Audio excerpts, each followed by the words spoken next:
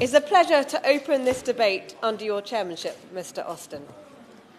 If you were to visit my constituency of Faversham and Mid-Kent and drive along the A20 past Harrietsham and then turn up a winding single-track lane into the rolling hills of the North Downs area of outstanding natural beauty, 5 minutes later or so, you would find yourselves at Pilgrim's Retreat.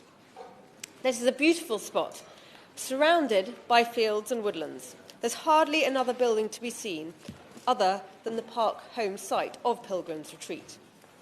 It's an ideal spot for a holiday, within easy reach of Leeds Castle and the Kent coast, and a lovely place to retire.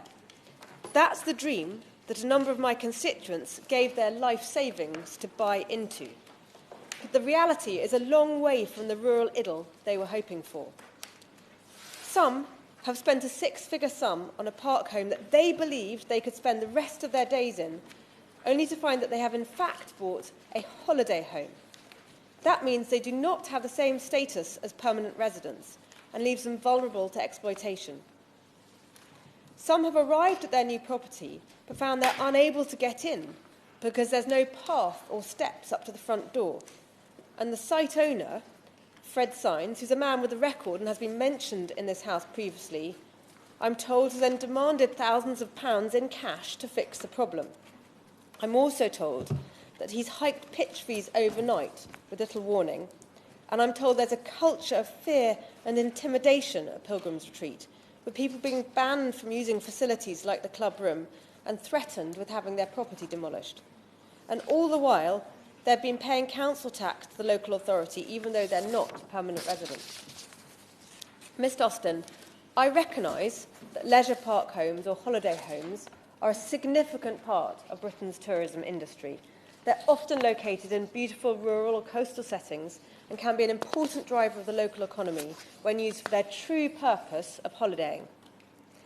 According to a recent report by the UK Caravan and Camping Alliance, holiday homes in mobile home or caravan parks make up 8% of the UK's tourism sector, generating some 3.9 billion in visitor spend and supporting 170,000 jobs. When run in a decent and proper way, holiday parks support local economies and provide much-needed jobs in areas where work can be hard to find. Yet this is not always the case, and I believe that Pilgrim's Retreat is not a one-off. In my constituency and elsewhere, holiday homes appear to be being missold as residential homes, depriving the local area of tourist income and leaving those residents with few rights or protections, some of whom are elderly and in poor health and vulnerable to exploitation. And I've heard that the situation is compounded by a failure of local authorities to consistently enforce the terms of holiday home licences by checking whether or not people are living there all year round, which they shouldn't, or checking that they have another main address. So there are undoubtedly many wonderful holiday parks where the owners follow the rules, holidaymakers come and go in peace, and the local economy benefits.